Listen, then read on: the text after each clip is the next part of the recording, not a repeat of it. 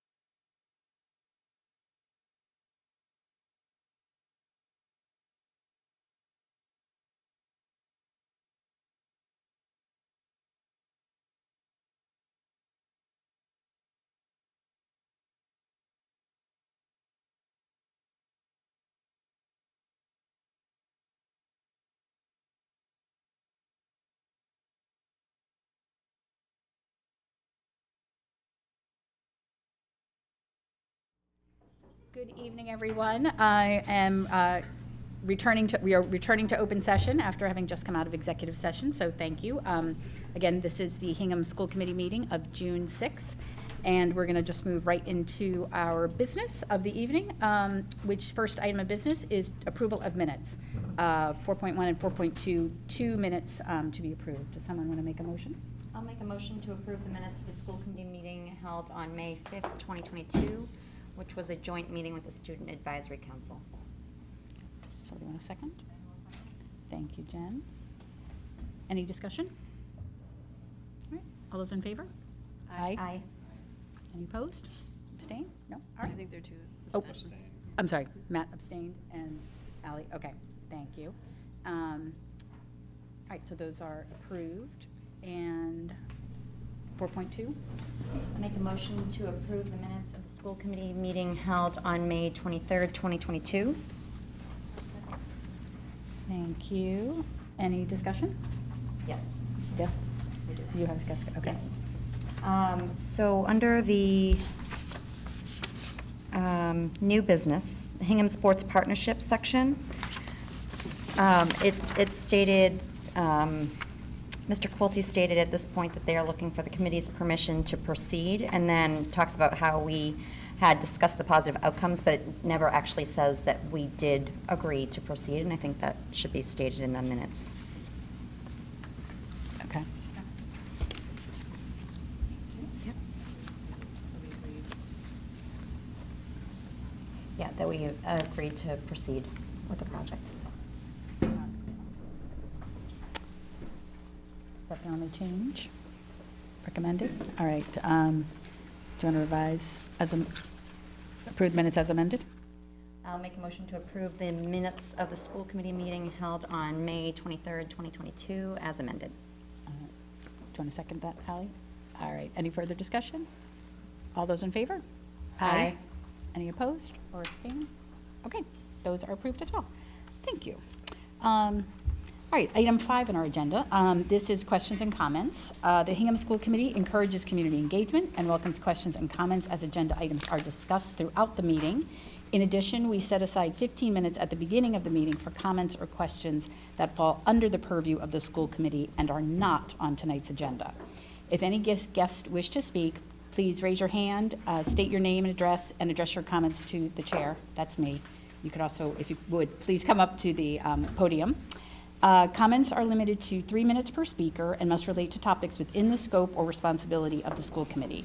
As established by Massachusetts general law, the responsibility of the school committee is to 1, select and evaluate the superintendent, 2, review and approve budgets for public education in the district, and 3, establish educational goals and policies for schools in the district. Speakers are encouraged to present their remarks in a respectful manner and to consider the privacy interest of others. The public comment period is not a time for debate or response to comments by the school committee, and the school committee is not adopting or endorsing any of the comments made during the public comment period. So if there's anyone here in the audience who is interested in speaking about anything not on the agenda, can you come up now? Come on.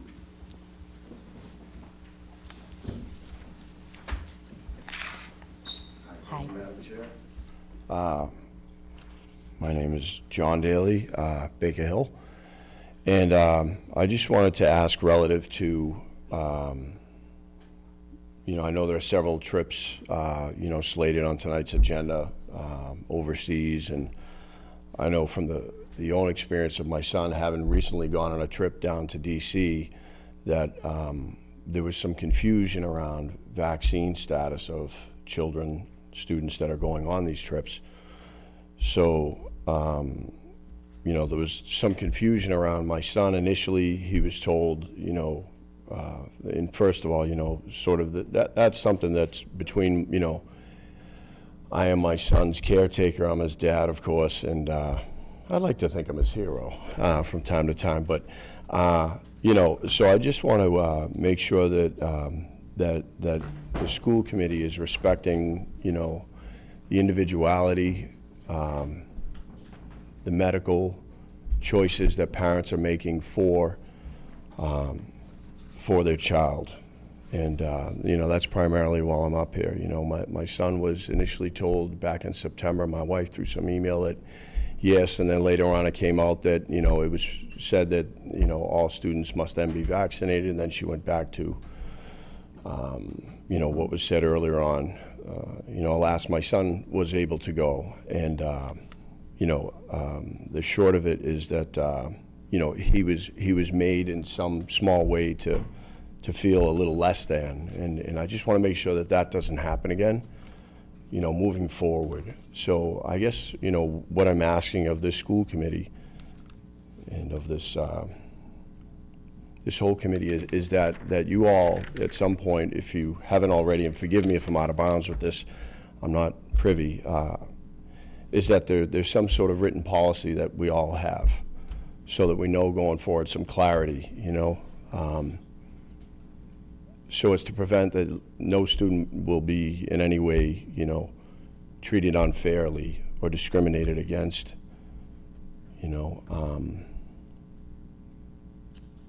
based upon specifically the vaccine status. And I respectfully ask that, during this month of diversity, as an educator myself, and I guess I'll just kind of, I'll end it there and wrap it up there. So thank you for your time. Thank you all. And we do have, as you mentioned, we do have a number of field trips to discuss under item 9, new business, but thank you for your comments. We will consider those as we are approving those, or listening to the approval process for those. Thank you. Anyone else? Anybody online? I don't even know how to. Okay. All right, well, if something pops up, let me know. All right, so we will then move on to item number 6, which is the superintendent's report. Dr. Maestas. Yeah, good evening, everyone. Let me evening. see if I can get this microphone. Can you hear me? Yes, Yeah. I think it doesn't, it only makes it louder, I think, on All right. TV. I just want to make sure that people can hear me. So tonight is a bittersweet evening for me and for the administration and school committee, because tonight I'm announcing that Dr. LaVillois is going to be leaving the district to take on a new position in the Brockton Public Schools as Assistant Superintendent for Student Support Services. And I want to announce that tonight. He sent an email out to the district today, and I just want the community to know that we're very proud of Jamie, the work that he's done in this district.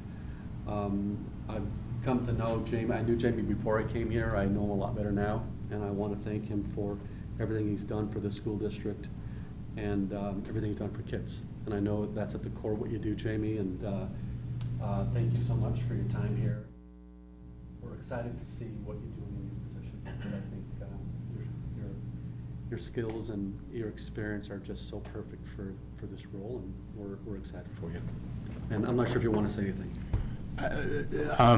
Just thank you to the committee and to the community. The privilege to work with such a talented faculty for the last 6 years has truly been the honor of my career. And how lucky I am to have something that makes saying goodbye so difficult. So I'll leave it there. I look forward to, as I said to the faculty earlier today in my communication, cheering them on from afar and watching all the wonderful things that Hingham has in store. And I will miss you all deeply. Thank you. So just to give a level of context for Jamie's position moving forward, Adams, and she's going to be posting for an interim assistant superintendent. I think it'll give her a chance to see what the job needs, and I think she's considering maybe doing a redesign, a new job description, things of that nature, but I think an interim will allow her some time to actually put that together. And but we're looking for hopefully a July 1 start for this person, so this will move very quickly, and it'll be an appointment, and then a recommendation will be made to the school committee to actually get an interim in place. So we'll be working on that. I would expect that an advertisement for this internally will go out probably Thursday or Friday this week, so people can expect that. The next thing I have to report is something that's really impressive for Hingham. we have some students at the middle school that participated in the state environmental green team competition. And there were 40,000 students representing 192 schools in Massachusetts that participated. And there were only a handful of students that were actually selected. We have 3 students that actually were picked for their work from middle school. We have Sarah Cassidy, we have Shayna Miller, and we have Kristen Eigenman, and they designed a textile wristband. Or I'm not sure if it's individually or as a unit, but they were wristbands. One was identified as a textile wristband, and there were very, very few students that got selected. And oh, I'm sorry. Kristen Eigenman is from Foster, not from middle school. Yeah. She's So 2 actually- middle school, 1 Foster. She's actually 2 middle school students and 1 elementary student. So I think those students should be celebrated for their accomplishment. And it's really an honor to actually read these students out to the community. So kudos to them and their families and to their schools for the work that they put forward to actually get recognized. So honored for that. And tied along with that is this weekend's graduation. At this time of the year, we see a lot of great work from our faculty, staff, and administration to honor our students. And the graduation this weekend was just well done. And to have the honor of shaking the hands of all our graduates, for me, was a personal honor. And to look them in the eyes and give them my best was really special. And to see their families just so excited to watch their children, it's really a highlight, but it's kind of sad because you brought them up to be at this stage of their life, and now you got to kind of let them fly away. That's the sad part, But it was an honor to be there, and thank you, Hingham, for allowing me to be in that position to honor our kids. But I want to highlight the high school administration and staff for a well-planned and well-run event, and for the staff that were able to attend. It was just wonderful, a testament of support from staff to be there. So that was just a highlight for me. I told my wife when I took this job that I typically give a graduation speech, but if we were at if I was able to give a speech, we'd probably still be there. So it's probably a good thing that I didn't have to do a speech. But I told her if I'm going to take this job, I've got to be there for graduation, and it kind of was a fulfilled desire for me. So that's good. That's that. The last thing I have is on the strategic plan. I know 8.1 has that on the update, and I can just talk about it that way. Okay? Okay. So thank you. That's all I right. have. Thank you. I have a couple things. If I can circle back to Dr. LaBillois' announcement, we will also be watching you from afar to see how you're doing. This is an amazing opportunity for you, and you should all be very envious of the students of Brockton Public Schools, because you are a talented administrator and you are going to do amazing things there, just like you did here. So we really sincerely appreciate all you've done for the district over the last 6 years. You and I have been through a lot of stuff over the last 5 years. Been through a lot. Someone had said they were like, well, maybe that the assistant superintendent role, like right now it's just sort of this catch-all. And I said to Gary, I go, and there's a lot to catch. There is a lot to catch, especially over the last 6 years. So thank you sincerely for all you have done. And yeah, we are going to miss you, but we are very, very grateful for your time and your talents, and are looking forward to hearing all the wonderful things you do in Brockton. Thank you. Thank you. I also wanted to make a comment about graduation. We all 7 of us were able to attend as a school committee, which was wonderful. Doesn't always work out for our own personal lives that we're all able to be there, but it was really, I don't know, there was something about this one that seemed particularly special.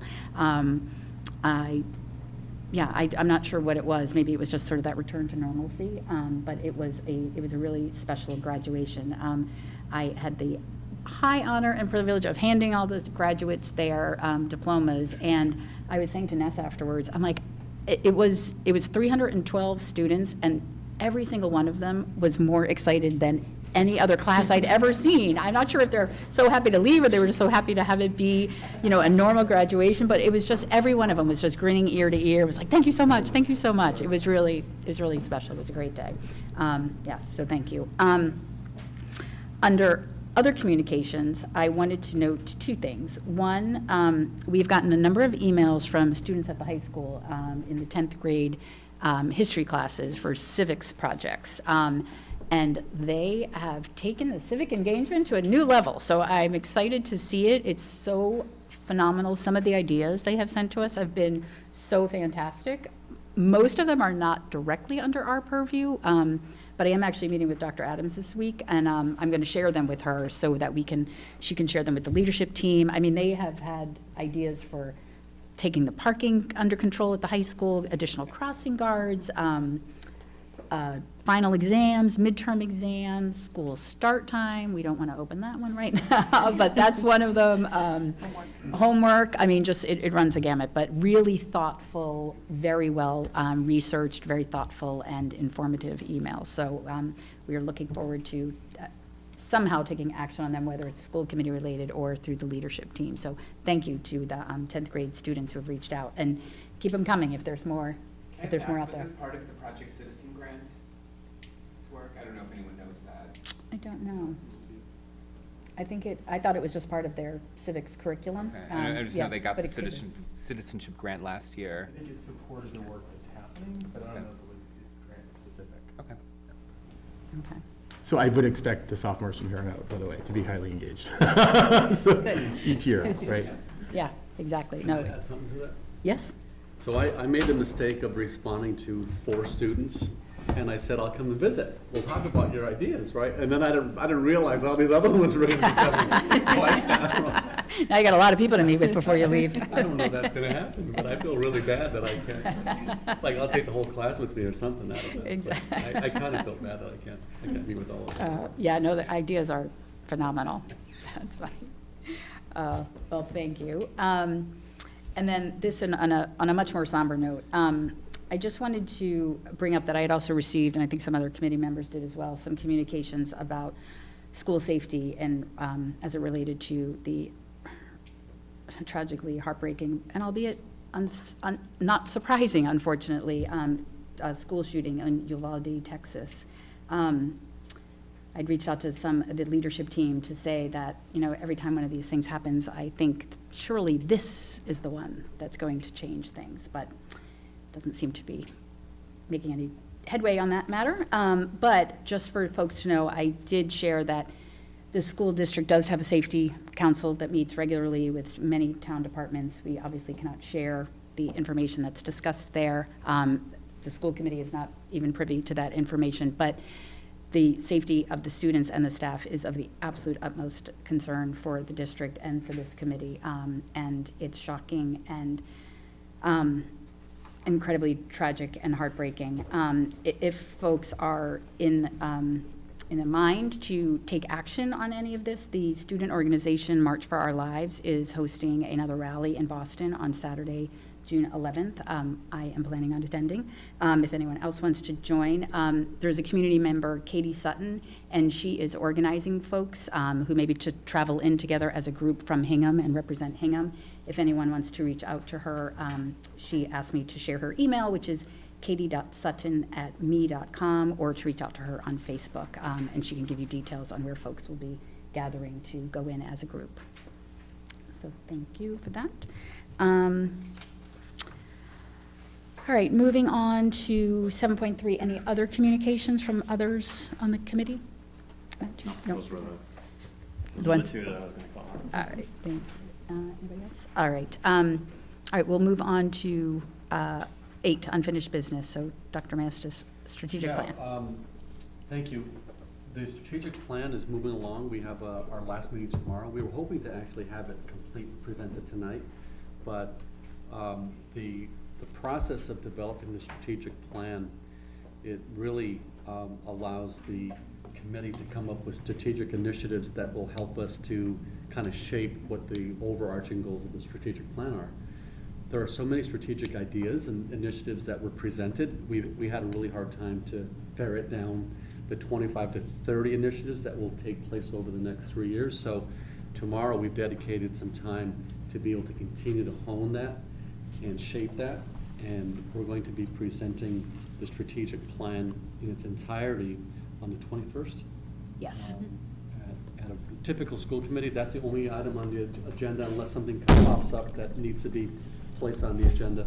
But we are probably 90% done with the strategic plan. It's just putting the key initiatives that will be worked on from year 1, 2, and 3, and then we'll put a year, and we'll also put the responsible department that would have some level of responsibility of that particular initiative. So that's something that we have to work on tomorrow. Great team. I'll acknowledge them on the 21st, but I'll tell you, we've spent a lot of hours together. Great respect for this group, and I think everyone feels that it does reflect what the stakeholders as a whole have identified are that they're important to Hingham. So it's kind of exciting, actually. Yes. So the plan will be delivered. It'll be a framework, and then the consultant that we're using is going to send the document to a desktop publisher to make it look presentable, kind of make it look camera ready and for Heather to send out or whatever we want to do with it. So, okay. That is good news. All right, so June 21st, we'll get that report. And I'm not going to say that you just jinxed us, Gary, that of course we're going to have other things come up now that day. All right, item 8.2 is to discuss the 2022-2023 school committee subcommittee assignments. So that is my great honor to do as chair, to appoint folks to subcommittees and liaison assignments. So I want to thank everybody for getting back to me with your choices of what you would prefer. I've tried really, really hard to get everybody where they want to be, but also to match folks up with their skill sets and whatnot. So I'll send everyone an email with the assignments, but I will read them to you now. So for policy, Jen Benham is going to be the chair of that committee, and Kerry and Allie will join her as committee members. Thank you both. Finance, I'd actually already appointed this one because they needed to have a meeting. So Ness is the chair, and Jen Benham is also joining her on that committee, and Matt Kosman. Thank you. The salary negotiations subcommittee will be chaired by Kerry Nee. I will be a member of it, as well as Tim Miller-Dempsey. And then we've had a lot of discussions around the last three committees, which are special education, curriculum, and wellness. And I'm going to meet with Dr. Adams tomorrow, and that's going to be one of the things on our agenda, talking about committee assignments. But we feel like there's a way to meld those into one committee or maybe two committees. So for right now, I'm calling it a special ed / curriculum subcommittee, which will be, as we stand here today, made up of Tim as the chair and Allie and Matt. So hopefully that will stay if anything changes. And just as we sort of work through what that committee will look like, if you folks, anybody who's been assigned to it isn't interested, just let me know, or if it feels sort of outside of your scope, we can work through that. There are a lot of liaison assignments. So, you know what, I'll go through them really quickly. East School, Matt will be the liaison for East School. South School, Jen Benham. Allie, I'm going to have you be the liaison to Plymouth River School. And Ness, I'm going to have you be the liaison for Foster. Kerry, Hingham Middle School, and I will keep Hingham High School for myself. So Tim, you don't have an assignment, but which makes sense. For other liaison assignments, I'd forgotten to list this one, so I stole it from myself. But the liaison to the Student Advisory Committee, that's just the person who sends them copies of our agendas, and I'll continue doing that, and schedules the meetings. So we will meet with them every other month of the school year. So we'll hopefully schedule the first meeting in September, although Leah Viola, the faculty advisor, just emailed me that they did have their election. So maybe we can try to squeeze a meeting in for the end of the school year. So let me see if I can try to arrange that. Hingham Education Foundation, Tim. Legislative Liaison, Carrie. Okay. All right. I'm going to also keep Metco. Tim, CPAC, SNAP, Jen. The Massachusetts Association of School Committee Special Education, Matt. You'll be that liaison. The Hingham Climate Committee, Ally. Hingham Arts Association, Ally also. Myself, Jen, and Ness will be the AdCom Board of Selectmen liaisons, and then Ness and I will be the forecast liaisons. Budget Task Force, Sustainability Task Force, Ness will remain the member for that. And I think that's What covers. about the climate committee for the town? Oh, the Climate Committee, that, Ally. Oh, well, Sorry, okay, that's okay. going to be Ally, yes. If anybody can think of any I'm missing, let me know. I don't know if it's specifically liaison, but I'm human rights. Oh, that's right, I'm so sorry, thank you. Human Rights Commission, yes, thank you, Tim. And you got your official appointment letter. So AdCom will be the three of us. Yeah, the executive board will be the, yes. All right, it's a lot of assignments, so we're good there? Can I, Yep. can I ask a question? Sure. Just on this SPED subcommittee, Yep. SPED curriculum. I mean, I almost feel ridiculous saying this because I've, as a public member, was kind of like, oh, there's so many subcommittees. Yep. We should reduce the subcommittees. But I guess I would add, I think it'd be good to talk to Dr. Adams about this, but it feels like SPED and curriculum are integrated to some degree, but the connection could lose focus on each of them individually.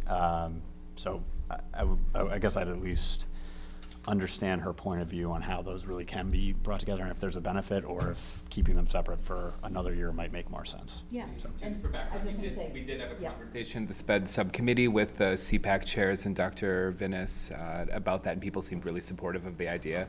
Really just the background of it was because all special ed students are regular ed students, and a lot of the problems of special ed start in regular ed, so there really seems to be a need to align regular ed and special ed. But that, I appreciate that. That was definitely something that was taken into account. And definitely draw Dr. Adams into it as well. Yeah. So I'll circle back with everyone, just to let you know how that conversation goes with Dr. Adams, and we'll figure it out, and we'll talk to Dr. Minnis as well. Okay, thank you. All right, item 8.3 is to discuss proposed changes to school committee policy Ikfb, which is the diploma policy, and this is a second read. I was not here for the last meeting when this was a first read, so I appreciate you all giving me a second to talk about this one, particularly because we just had the graduation, and I have two things that I wonder if the committee would consider for this policy. And I'm sort of thinking to myself, if Liza O'Reilly is watching this right now, she's like, she's been waiting 5 years for this moment. So, while it is an incredible honor and privilege to hand the students their diploma, and I feel badly even saying it because I had the privilege of doing that, which means that what I'm about to propose might mean that other people wouldn't have the privilege of doing it. But I'd wondered if the committee would consider having it be the chair or the chair's designee, because it is an amazing moment for the students and their parents and for the people involved. But I do sort of feel like there's not the connection between the student and the school committee chair that there would be, say, between like the principal or the faculty advisor or something. So just wanted to put that out. And then the second part of the policy that I feel even more strongly about, honestly, is that I think that it's a great privilege to be able to hand your own child their diploma, and it's such a meaningful moment, and I would very much like to think if we could consider extending that privilege to staff members to present their diploma to their student upon their graduation. So. Are you thinking current staff members Or I hadn't thought that far ahead. I guess current, yes, because I guess that would be a bit unwieldy to bring folks back if they were former, so maybe current staff members to their graduating family member. And I don't know the previous history as to how the committee, the policy came to be initially. I know it's different in all districts, like some districts, the school committee does present them, some districts, the class president gives out the diplomas. So it's sort of all over the place. Different districts do it in different ways. So anyway, those are my second read thoughts that I'm throwing out there. I mean, I can add to that. I think this, giving the staff the ability to hand the diplomas is it's a nice gesture, because they work so hard for our district. So I think that would be great. And then to your point on who is handing the diploma otherwise, I was actually thinking about that this weekend, because there were so many kids who didn't know who to go to, and not that we're not important, but they don't know us. And so they looked a little confused as to who, and I got the front row seat, so I could actually see it happen this time. So I would be inclined to ask the students, like a survey, or have it be the principal, or, because as much as we do, the kids, they don't know who we are. They don't recognize who we are. And I think it would mean more coming from somebody that they do recognize. Yeah, we did get that one shout out from one of the speakers, which is Yeah, very that nice, was nice. which is very nice, from the valedictorian. I like the idea too. I think the one thing I wouldn't want to lose is that the diploma is coming from Hingham Public Schools. It's not coming from Hingham High School. And, you know, Gary mentioned that in a lot of districts, the superintendent speaks at graduation. We don't do that. Like, Right. the only representation at graduation of the district is the school committee chair handing out the diplomas. So, I mean, I think there's a way around it, but I think I wouldn't want to lose that by saying, okay, the principal can do it, because then Yeah. it becomes totally Hingham High School. And really, they're supported from, in some cases, preschool Yes. through graduation. Yeah. So that's the one thing. Yeah, that's a good call. You know, it's interesting, because I was thinking, just as you were just saying, like, let the students decide. I'm like, wouldn't it be, like, amazing if they, like, I want their favorite kindergarten teacher who's retiring this year to, like, come back and do it, but that might become unwieldy as well. Yeah, If we sorry. have language presented by the chair or designate that it would be the chair's decision every year whether they wanted to pass that responsibility onto a certain person, if you left the language that way. Mm-hmm. And then, on the other thing that you mentioned, I don't have a problem with extending it to current staff members, as long as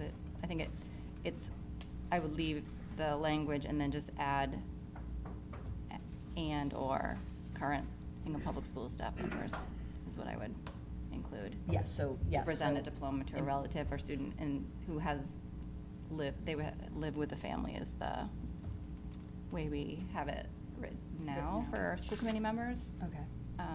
So it wouldn't be like they would have to, I believe, live in the home, so that their child. Or had lived with us. It's past tense, so student who has lived with the family at one point. Okay. Yeah, I think that makes sense to me. That's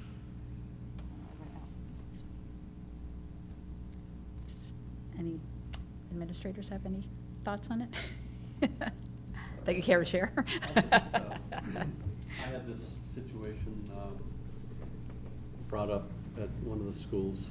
My former district had 2 high schools, so it's kind of important to have consistency between the two. There was one year that the students petitioned the school committee to allow their principal to hand the diplomas because it was the principal's first year of having the kids from freshman all the way to senior, and they really were connected with that individual. And the school committee did make that provision to allow the principal to do that. But I think whatever the committee decides to do, just keep in mind that it's very cumbersome on graduation day to have multiple people actually be part of the ceremony. So it just makes it really cumbersome. So just consider that, you know. I think it's a pretty small, it would be a small number of teachers that live within the Hingham and have children who are graduating each year. So I don't think this would be this would be a couple of people, maybe a couple of people every year. And I know that had been Dr. Gallo's hesitation initially, but I think that also came from a place where, in years past, any district employee could have their child attend Hingham Public Schools, but now you have to be a resident to. So I think, where we probably used to have 20 or 30 or 50 employees have students here, we probably don't have nearly that many these days.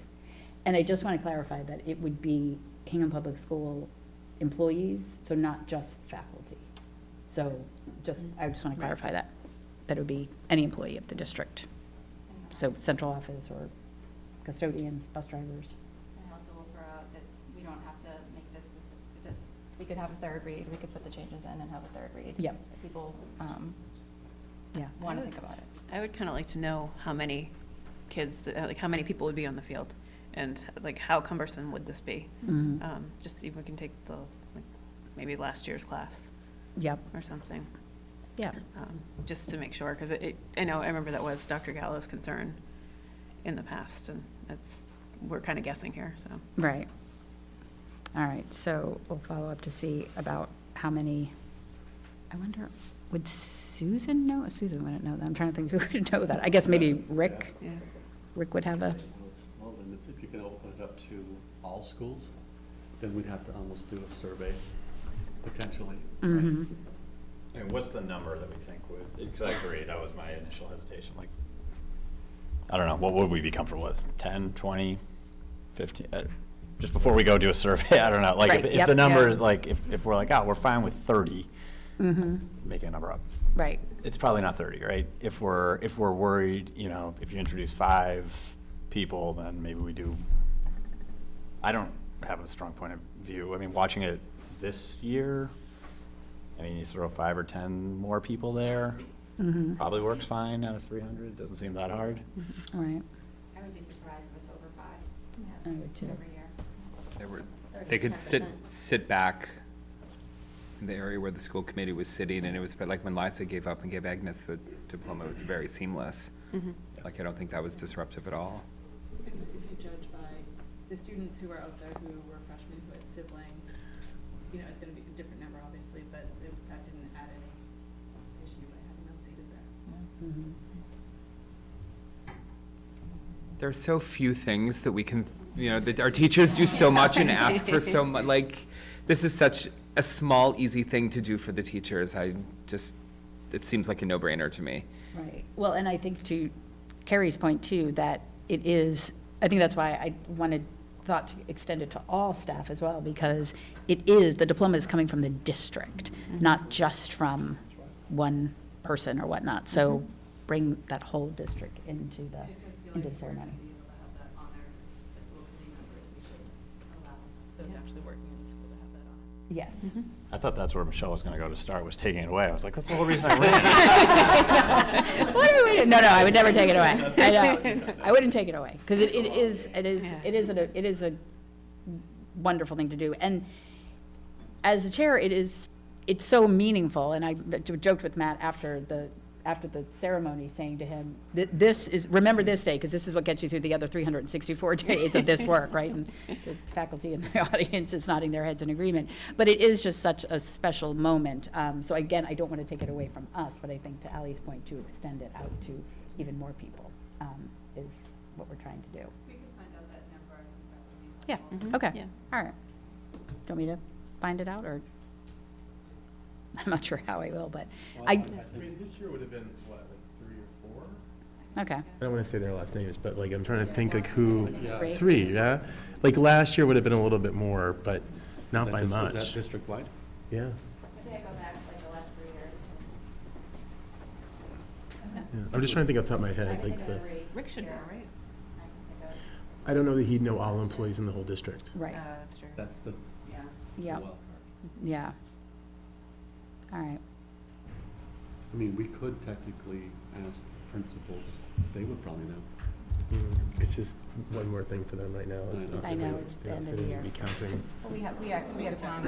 Yeah, we don't do have time. We could wait a couple months on this specific policy. We could do a third read if we want to get the information from the principals. Might be good I work like to that do I- after the 24th. Yeah. But even then they've got other, I don't know, I guess I would, it sounds like we have a pretty good idea, like why, I don't know, I would say we vote, but I don't even know if I can say that, but I'm hesitant, I'm hesitant to put extra things on the, we, sounds like we have fairly good confidence that the number is gonna be, 3, 5, 8. Manageable, right. It's not gonna be 50. Why have something to do it? Can we approve it for next year and then see how it goes? Is another option? Yeah, we can always add amend this it. policy, We can change it will be anyway. reviewed at the end. Right. Mhm. Yeah. Yeah, we can add that in. It goes bad. If it's Right, true, chaos yeah. next year, then. If it's all unruly, you're like, okay, back That's to what that. most policies are, so something went wrong. But we can add the language in this policy, policy will be reviewed. Yeah. All right, so it would be and/or Hingham Public Schools current employee. Mhm. May present, okay. And then do we have consensus on designee? Presented by the chair or designee? I'm going to be quiet on this one, because Yeah, what's, Yeah, I think designate, I don't know if we want the chair to be making the suggestion every year, because then somebody could be criticized, well, why didn't you pick me this year? That's I what was would thinking about worry that as well. I know, that's the only thing that I thought of, is that if you make it the designee, and then does all of a sudden the chair get inundated with requests from folks yes, to, I think that was part of the problem. right, and Yeah. then all of a sudden you're like, oh, now I can only pick one, or, no, I want to do it this year because it's my kid's year, and like my, Right. this is my child's class, and I want to give them out to all of the kids. Could it say, under like special circumstances, the chair may designate, or, because I was thinking about if someone was retiring, right? Because we talked about it when Dr. Gallo was retiring, and then Paula Gerard McCann was retiring. But then it was like, no, that's what the policy says, you can't. Yes. Couldn't you just recognize that at a school committee meeting to have that honor bestowed on an individual based on a school committee decision, opposed to having it being policy? That's a good point, we could vote. Yeah. Mm-hmm. Because it's flexible that way, because you never know, something might come up. If you make it that open, you're opening the door. Right, yes. Mm-hmm. That's only my Yeah. 2 cents. So or you could, right, and may designate an alternate. But I think if we put that in. Or even just take it completely out. Yeah, take out that, and then if there's a special circumstance, something, Well, yeah, Okay. we can, Yeah. the committee Okay. can decide. Yeah, we could vote. So keep the chair, hands them out, and then but expand it to include current Hingham Public Schools employees. In the situation I was involved in, it was a petition from the students, and it was brought to the school committee. Okay, The school committee took action on that petition. okay, yeah, that makes sense. Okay. Do you want to add this policy? Visit at the end of the year or not? I don't think you need to say that. No. We can revisit that. It can be changed. You Yeah. can change a policy at any We can time. always readdress it at the end of the year if we want to. There's one thing. Last week, when we discussed this, Tim brought up a good point about the school suspension Yes. line, because it's kind of, we could probably take that out because the students are not in school then. Oh, yeah. Seniors, Can't be they suspended can't- for their they own wouldn't be graduation suspended. because they're done with school. Because they wouldn't, so just to clarify that, so, because they wouldn't be under a suspension because school has already gotten out. Correct. But there would be disciplinary reasons that they may not. That's the question. Right. Sometimes students can't walk because of something. Can you change it to, or is under disciplinary action, or under disciplinary reasons?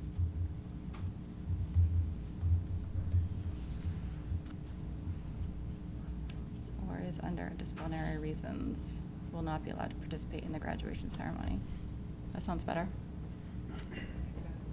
And then can you, Any Sorry. student who fails to meet all the graduation requirements or is under disciplinary reasons will not be allowed to participate in the graduation ceremony.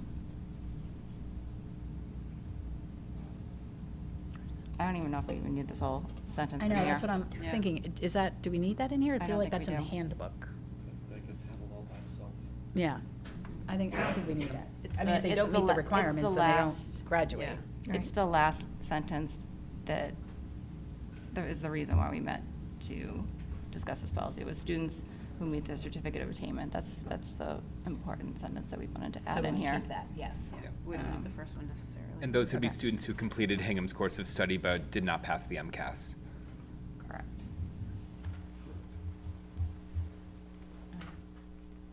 All right, want to read that back to us? Sure. I can read the whole thing. It's not that very Okay. long. All right, so diplomas will be signed and presented by the chair of the school committee on behalf of the full committee. A current or former member of the committee and/or Hingham Public Schools current employee may present a diploma to a relative or student who has lived with the family. Students who meet the certificate of attainment under Massachusetts Department of Education regulations will be permitted to participate in the graduation ceremony. And you should all have access to the changes on the Google Docs in the folder, if you want Thank you. to look at it. Did we take any comments on it last time? When we, We did not. okay, We can. yeah. Are there any comments? Or does anyone in the audience have anything to add to the conversation? No? Anything online? No, nothing online. Okay. All right. There is about a 20-second delay, though.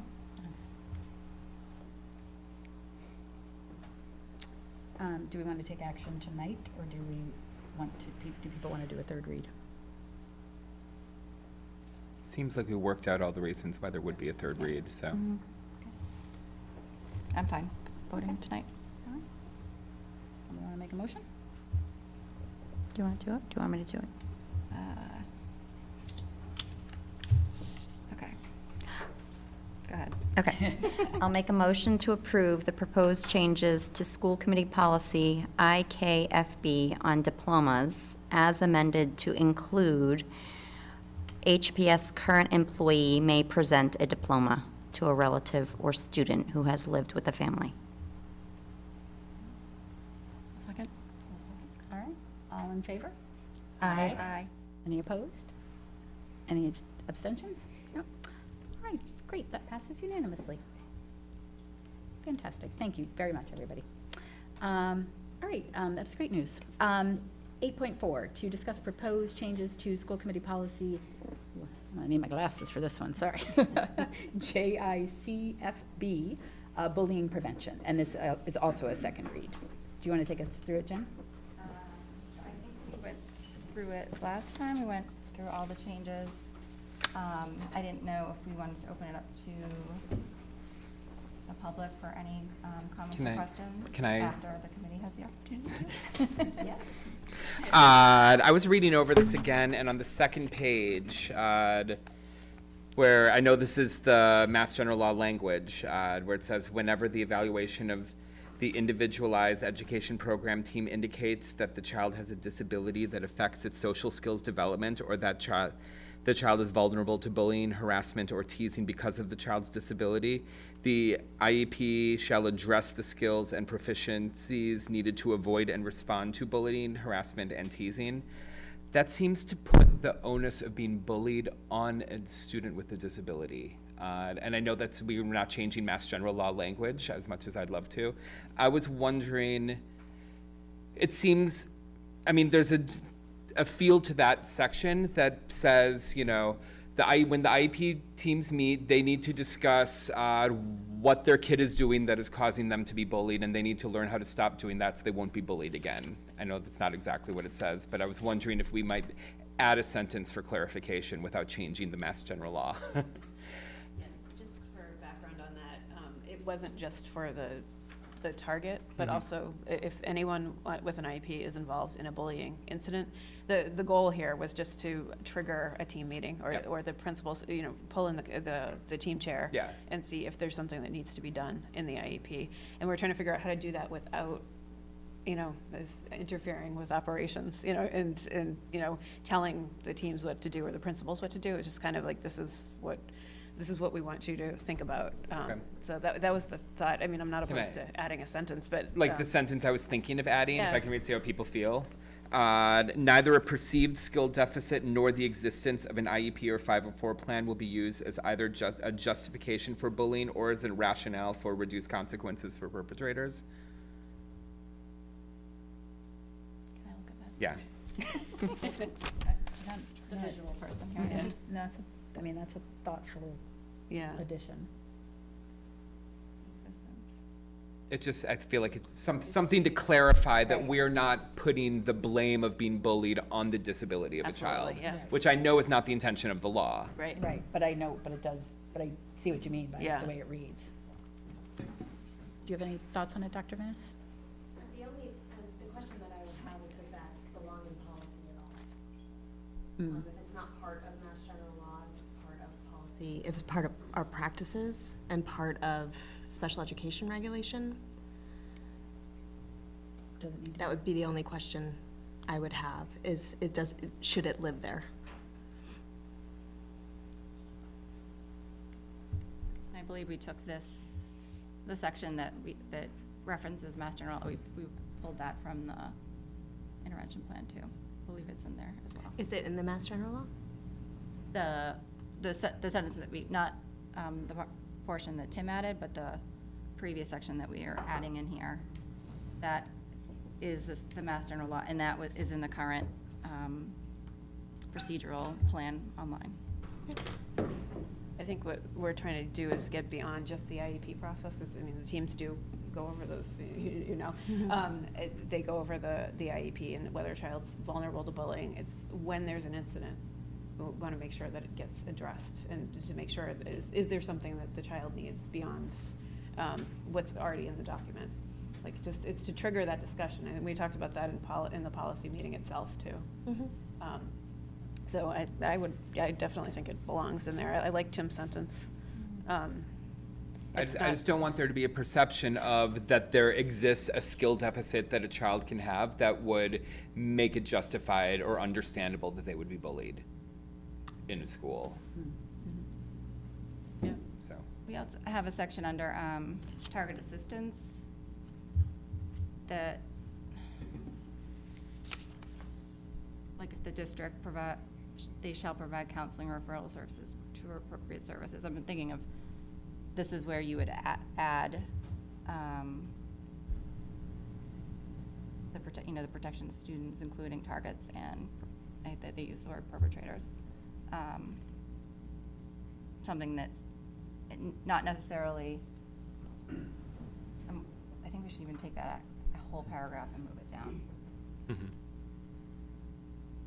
And then we could add Tim's sentence, if he wants to write it up for me. Yeah. You can just have it. You want to read it again so everyone Sure. can hear it? Neither a perceived skill deficit nor the existence of an IEP or 504 plan will be used as either a justification for bullying or as a rationale for reduced consequences for perpetrators. I would, my only suggestion would be to remove the word perceived, Okay. and it's aggressor, not perpetrator. Okay, thank The you. legislative language is target and aggressor. Yeah, thank you. Yeah, thank you. I didn't like that word. I know, they have it. But it's in that target. It's in, No it's in the purpose, right? target. We have to be careful what we call children. Yeah. And then some places they use victim as opposed to target. It should always be target and aggressor. Right. In MGL it says, do you mean, or in our policy? Well, MGL, they use the word victim, and then they define victim. And we don't have the definition of victim in our policy, but it is in the law, the procedural plan. Jen, I think, definition. so you were suggesting. Am I backwards? Sorry, no, you're right. I'm Okay. sorry, I was I was going back to the target assistance, moving it down there. The thing is, it's not just applying to targets. So I'm wondering if we put it, Oh, I meant the whole paragraph, moving it not necessarily under that target assistance Okay. category, but I feel like where it is right now, maybe with the bullying prevention and intervention Yes. plan. I'm sorry, I was thinking 2 steps ahead. Moving it under. And what about investigation procedures? Be there too. Would that be okay? Moving it down to, Investigation procedures? And then adding Tim's sentence, and then removing, Yeah. changing those 2 words. Is it happening I don't before the put- I don't use the word investigation? victim. I know, that's what I was thinking, because I think it is, right? It's not, you're not only doing that when You're you're p- doing right. an investigation, right? Planning. You're planning for it, Um, correct? That this is part of the IEP process, not just if there's an investigation, correct? Right, and it's all related to the skill deficit, which is, like, the more specific you get in the policy, the more challenging it's going to become, because it's not that black and white. So I defer to you, but the more specific you get in terms of that language, the harder it's going to be. Because it's not just because a student has a disability, it's that they have a disability and they have a skill deficit in an area that either makes them more vulnerable to being a target or an aggressor. It's not just the existence of a deficit. Right. It's deficits in particular developmental areas. So it's not that general. But all this is doing is triggering the team to look at it and see whether the disability is the, is there something that needs to be addressed in the IEP that either contributed to what happened? That's what we're trying to get at, is not. Right, it's usually based in evaluation. So a student can engage in these behaviors and be either one and not have it have anything to do with their disability. Right. So it would, the deficit identification is tied to evaluation. So it could trigger a lot of things. It could trigger a reconvene, it could trigger an evaluation, it could trigger support from a behavior analyst. Like, it could be any number of things. It's not going to be this equals this. That would be a team decision as far as what the next steps would be, right? It would, It would be, and it would be. yeah. And I think that's kind of what we're trying to get to, is to make sure that it triggers something, because it hasn't always in the past. I don't know, I couldn't tell you that it's every single circumstance triggers exactly the same thing. No, it needs to trigger Well, something. I defer to you. Yep, okay. So, Carrie, I just, are you thinking that if the child was bullied, that it would immediately trigger some of a team meeting as opposed to it being brought up at the next? We're trying to stay away, I think we're trying to, we don't want to wait till the next IEP meeting, I think, is the whole point of it, not, yeah. I think we It just sounds like process, so. I just want to, if the policy is reflective of the law, then that's Yeah, which is what we have, right? satisfactory, but Yeah. I wouldn't want to just prescribe what teams should be doing when they're making Right. individual determinations. Which is what we're trying to avoid, definitely, yeah. But I liked Tim's language just because it. But what does it- my language muddy the waters in terms of? I don't policy or believe so. triggers? Okay. Okay. We can create the policies, but you're the one that has to live with them. So Yeah, I exactly. think that's why we're Yeah. deferring to you a lot. I mean, I've shared my opinion. Yeah, absolutely, thank you. Neither a skill deficit nor the existence of an IEP. Okay. Do you want to read it again for everybody? Yeah. And where are you moving it to?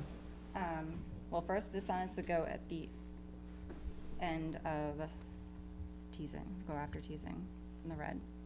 And then we would move the whole paragraph to under prevention and intervention plan. right here. That seems better, yeah. Yeah. I'm gonna do that first.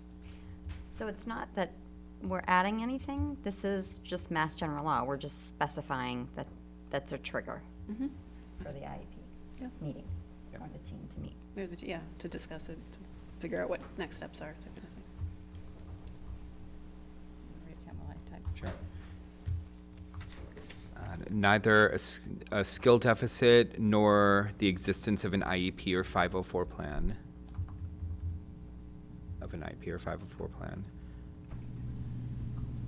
will be used as either a justification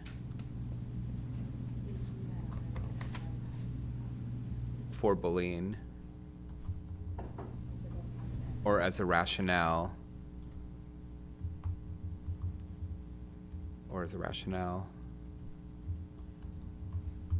for reduced consequences for aggressors.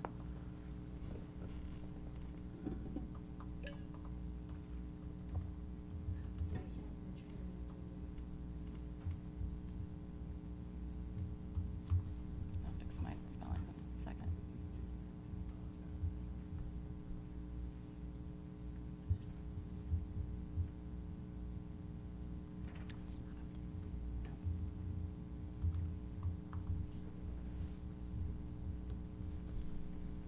Everyone should be able to see it in their document.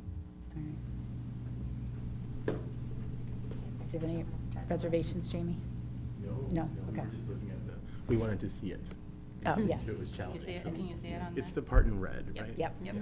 Okay. And that happens at every single team meeting, that determination. Okay.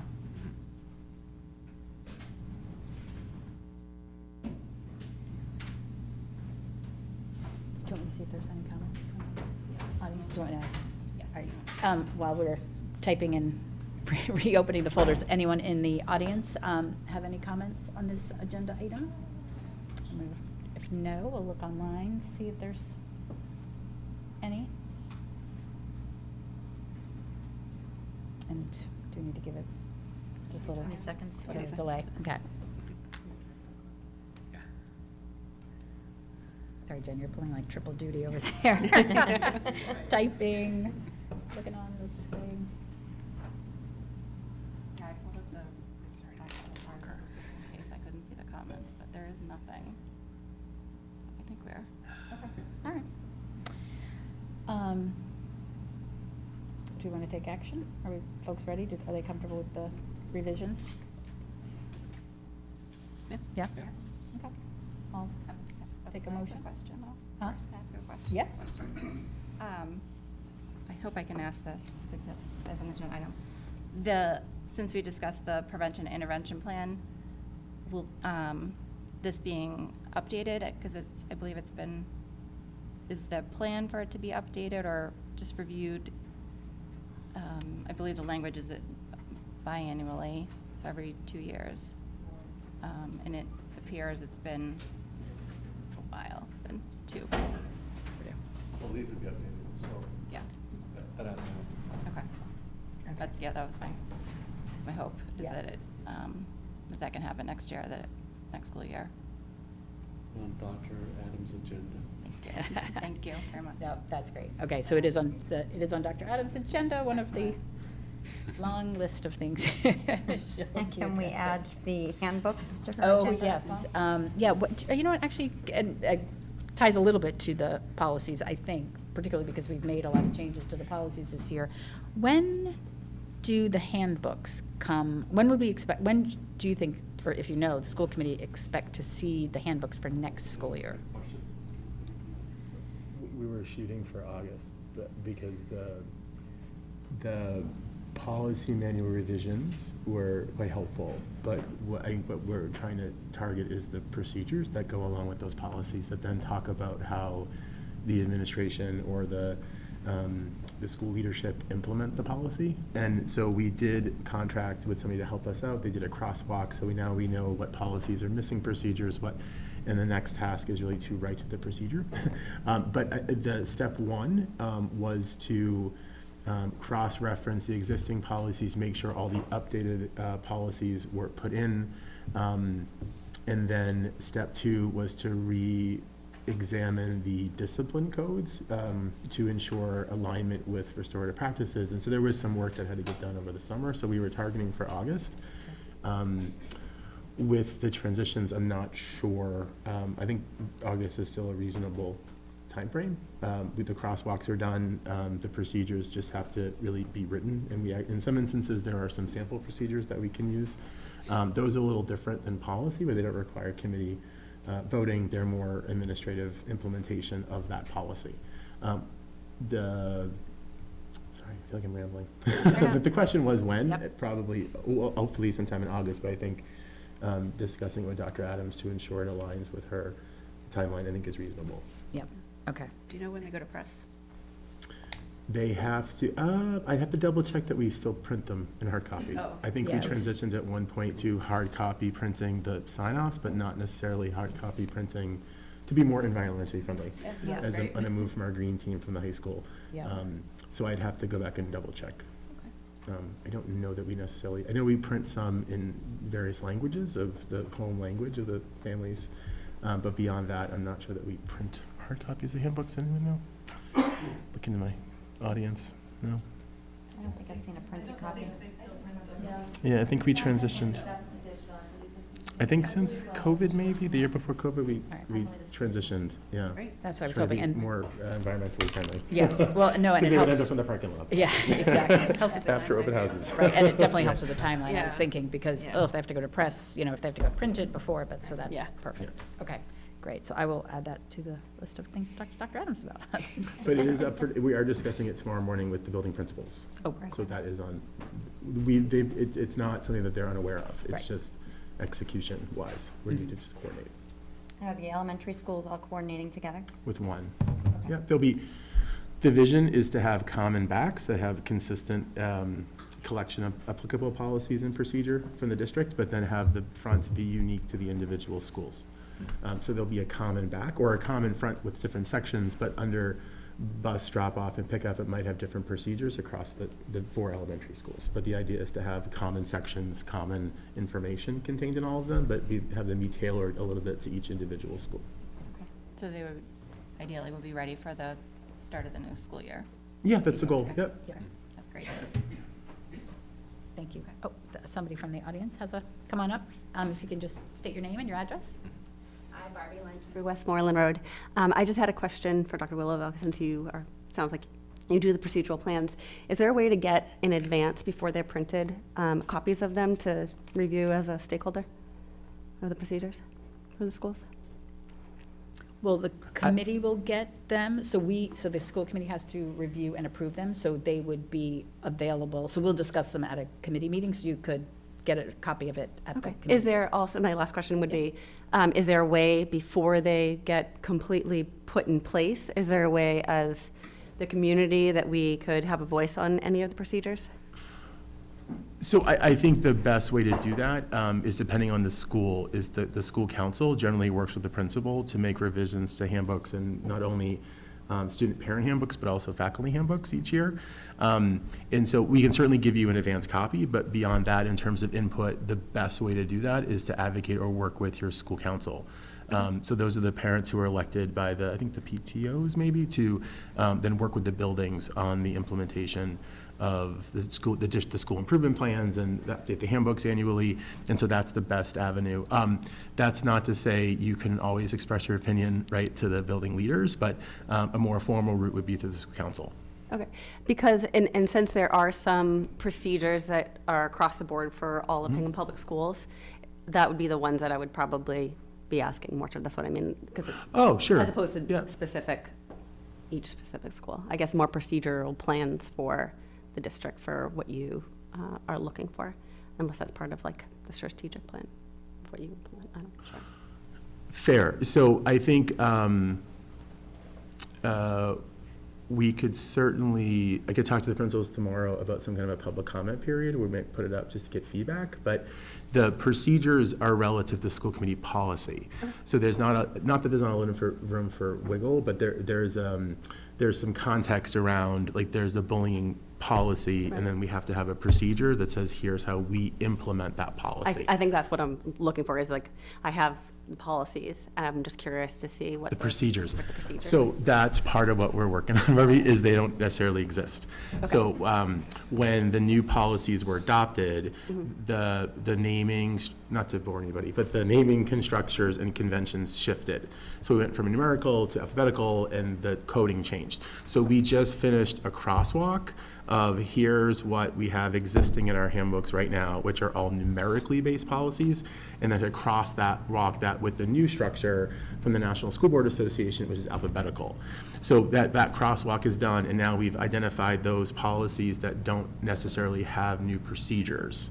And the task in front of us right now is then writing all of those procedures for the, now, in some instances, the MASC policies that we adopted have draft procedures that go with them, but in some instances, we're having to develop them on our own. That's what has taken us a bit of time, but we haven't quite got there yet for all of them. Okay. I know that you're stepping down. Congratulations on your new position. Thank you. Since you're stepping down, who would I contact maybe to look further into this? Is it still, would then be the PTO or? No, I would might be the suggest new Dr. Adams, our Okay. incoming superintendent. She'll starting July 1, and because Dr. Maestas is retiring, as is John. So there's going to be a bit of a transition in central office, but Dr. Adams is your best bet. Okay. Thank you very much. No problem. Thank you. Go ahead. You want to read? Two comments on the same person. Becky Lynch commented that we need printed copies. And then she also commented that community members should be allowed to see the draft so that we can bring our questions and ideas to our school council. Okay. So Which is that's a good point. What we were just discussing. Okay. I think we're always available to print copies for people that request them, but it's not, we're not printing 4,000 handbooks. But if they requested a copy, they could Absolutely, get we'll one. give them whatever they like, yep. But as a general practice, we're trying to be more environmentally sound. Don't give it, John, don't get John started. Let's not go down this road. Right, we're more than happy. An electronic version, please. Yeah, but any family that would like a hard copy, we're more than happy to give it to you. We're also able to do it, have it translated, have it in larger prints. I mean, we're happy to accommodate any family, but as a general rule, we generally will not be making paper copies. Thank you. Okay, thank you. All right, so if we're good, does someone want to make a motion? I will make the motion. All right. Okay. Hold on. I'm trying to find all the changes that we have on here.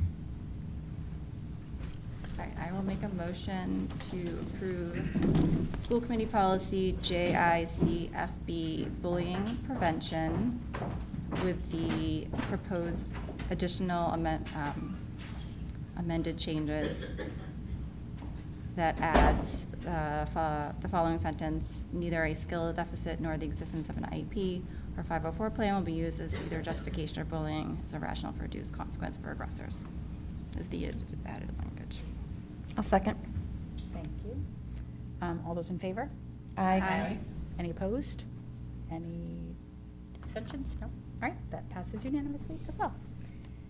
Great, thank you very much, everyone, and thank you for the policy subcommittee for putting that all together. Hopefully next year's policy subcommittee has a little less to do. You guys did an amazing job going through all those policies this year. All right, item 8.5 is a fiscal 23 budget update. So I'm assuming that is Mr. Ferris? Yes, thank you. Yeah, I just wanted to take a few minutes to give you a quick update on the FY23 budget.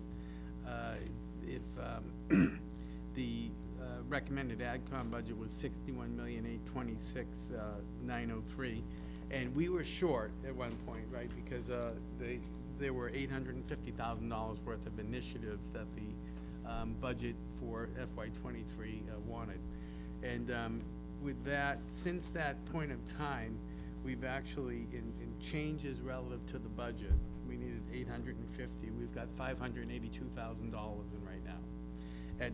On March 21st, I gave a budget update, and at that point we had 325 of that 850. So you see that we've gone to 582 now. In addition to the, and how we did that really is with changes that we knew. We had additional retirements that came in. We've done some restructuring for facilities. I've actually, later on, I'm going to present to you a bid for special ed vans that we've, would purchase with end of year funds for this year, which would essentially avoid the lease costs that we would have on a recurring basis. Also, some restructuring within faculty, where there's a position that's retiring that we won't need to replace. So there's a number of items, and those items will continue to come between now and the end of the year. So we're up to 582,903 now. There's a gap of 267,000, which is not really a significant gap at this point in time. Because I do believe that all of that will come, and that will come as a result of, there'll be additional resignations, there will be some churn of employees. If we need, we have IDA grants that we can call on to, raise, whether we need 100,000. There's a lot of grant money that's being rolled over. There's some Metco grant money that's being rolled over as well. So we will be able to fill that gap right to the 850. So all the hiring that we're doing right now and everything that we planned is in fact doable. We've advanced some purchases of textbooks from the previous, that we had planned for last year. So, I think the great news is that the FY23 budget is intact. There's money there. Just as we designed that budget, it will be able to be implemented. And, before we go, there'll be a balanced budget. Okay, so we're in good shape there. In 22, we're also in good shape at this point. I'm not projecting much of a surplus. After I asked you to do a bid for me of $158,000, but that's a 48-hour item. But we have, last time I gave a forecast and I told you we advanced a lot of, capital items and the like, of projects that were shovel ready to go, and, we're in process of getting those things done. We've, purchased some of the assessment softwares. We've purchased some other softwares that Dr. Adams wanted. So by and large, we've done a really good job with that surplus. And I'm happy to say that, in my view, it's all very productive, good purchases. There's not stuff sitting on shelves. I just recently talked about paper, when we talked about printing. We did open a paper bid today, and I was staggered, all right? I mean, it was, we typically pay about $30 a carton for paper. The bid came in at $49. That's 5,000 sheets. $49 for 5,000 sheets. That's a real sizable chunk. We typically would spend about $50,000 worth of paper, 50 to 60. So that's an $83,000 purchase that we typically do around this time of year. So by and large, a lot of the surplus and the energy prices, they have not resolved. The surplus has all but disappeared. But we'll still be coming in at a good level on that budget. And, to the extent that you did empower me to, make some other journal entries, like to hit the special ed reserve for a few dollars if needed, up to 100,000 or whatever level you would feel appropriate. I know right after we had the last forecast, Suzanne came to me and said that we are aware of another family moving up where that the watch list has increased by 3. So, those are possibilities too. Not a risk for the budget because we do have grant money and it's manageable, and Aisha knows about how to manage a budget as well. So I think we're going to be in very good shape. Yeah. So, can you share some context around the special ed? So we had talked about that at the last session, at the last meeting, that for the first time since the special ed reserve was set up, we are going to have to use it this year, and that's in the tune of like 116,000. So I think last meeting you were proposing that we make a transfer. We had discussed at our finance subcommittee meeting whether to recommend that. And given it had never been used before, we went back and forth, but because of this family that's moving up from Texas, we thought that might need to be used again. So that is something that we should possibly enable John to do and take a vote on, to allow him to do before the end of June, to make a transfer to that special ed reserve fund. Right, and I would say that's an up to amount and not necessarily have to happen, right? So, we have $400,000 in that reserve account.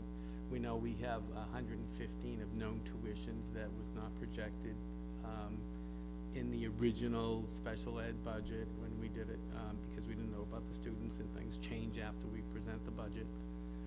And we know we have the watch list of, it was $400,000 last time, I think. It may grow a little bit more, with these new students. They won't all happen. That we sort of know. They won't all happen. If they did all happen, then it's not going to be, it wouldn't be wrong to use rolled over grant money. So I think we'll be comfortable. So I would like some flexibility to move some of the money if needed, but not necessarily have to move the money. You're thinking up to 100? Up to 100. I think this is what we discussed at the finance subcommittee meeting, yeah. If Yep. there is, yeah. And it's a big if right now. I'm in a good place. Yeah, so that would be a transfer that would happen right at the end of June. Do we need to vote on that? I believe we do. Can we vote on that? Yeah, we don't have it on the. Yeah, Yeah. I mean, Unfortunately. maybe we could talk about it the 21st. Yeah. It's just, we could probably do it on the an 21st. authorization of up to so much money to authorize me to do that if necessary. But that would be great. Okay. Any other questions from the committee members? Yeah, I just Sure. want to play back. So a couple weeks ago, again, it's a forecast, we don't know, maybe 170K was, I think, the number you threw out. Yep. I think what I'm hearing now is maybe that was high, that wasn't high necessarily, but we're 2 weeks later, and you think it's now lower than that. And, Oh, yeah. and things can still change over the next Yeah. 3 weeks. So we Just wanna make sure I'm have tracking. an asbestos abatement issue that we discovered at the depot, the garage bays. It's owned by the town really, right? So we manage it, and there's a significant wall that sort of had a curtain on it of asbestos that's friable. That has to be removed. That's $38,000. This paper bid just came in about 25 more than what I had forecasted. There's 25,000, and there's other items that have developed as we've been closing out the year. We did keep POs open, so we had new POs come in, and all of a sudden somebody has something that they need to purchase. So we look at it and make sure it's a reasonable purchase, and we authorize that. So yeah, that is significantly whittled, Matt, at this point. If the last time I took a look at the numbers, I'm in a negative state, which I like to be in a negative state. Okay, because we will close POs and money will appear, but we're in a good place right now.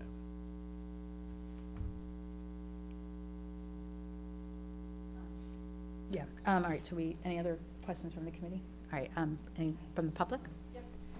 I am Heidi Vigneault. I'm the nurse at Foster School and the nurse coordinator for the district. And I just wanted to inquire as to whether or not the proposal that was made twice by the nurses with regards to this, excess that was there on May 23rd that doesn't seem to be there anymore. Was there any discussion about nurses staffing and making the temporary float nurse position that we have right now into a permanent position, which we had requested? I never received any feedback from anyone. So we're here hopefully to, participate in some kind of a discussion, although it sounds like perhaps things are not discussable at this point, but we're very disappointed to hear that.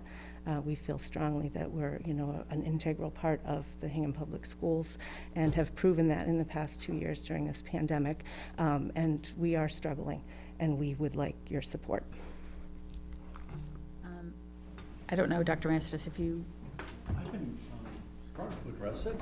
Well, one of the things that we have with the budget is anything that we put in the budget should be presented in October. So it's really difficult at this stage of the game. Didn't know what we were dealing with. Yeah, well, I understand that. I've been working with you all, and I think I've done a lot to try to support our nurses, and I want to thank you all for coming tonight. But I will tell you that it's very challenging, especially for staff that have year after year ramifications, to add a budget item that has, an expense from one year to the next. So when we're talking about end of the year money, it's very difficult to attach staff to that for a number of reasons. But it does not by any means minimize what we feel is important for our students to have through the auspices of our school health services. We have had conversations, I have had conversations with the incoming superintendent about how crucial the support is for the nurses in our district. I don't want people to have this impression that there's money sitting around and that there's money available to be able to put towards positions, and that is not at all what these discussions have been. Everything that we're dealing with now is items that were needed in the district, and we don't know exactly, and as you heard from John tonight, we didn't know exactly what's going to be available at the end of the school year. And it's extremely not a great practice to purchase staff with money that might be left over. That's not what we do, and that's not responsible budget building. And that's one of the things that I tried to mention. I've mentioned this to schools and principals and program directors for years. If you have a need in staff, we need to know it when we build the budget, because it has an opportunity to survive the process, because we have to sell positions. Just like any position that came up before and got approved, there's a campaign that goes along with every single one of those. So it's difficult for us now to say, well, we need this. We understand that you need it. We understand that there's a void. But I will work with Dr. Adams for the remainder of my time. She's very well aware of the situation. But again, money is one of those things that we're working with to try to close the books for this year, and I don't know what's available. I don't know what we have available to actually take and, purchase another staff member. So we'll continue to work at it, Heidi, and I appreciate you coming tonight and expressing your concern.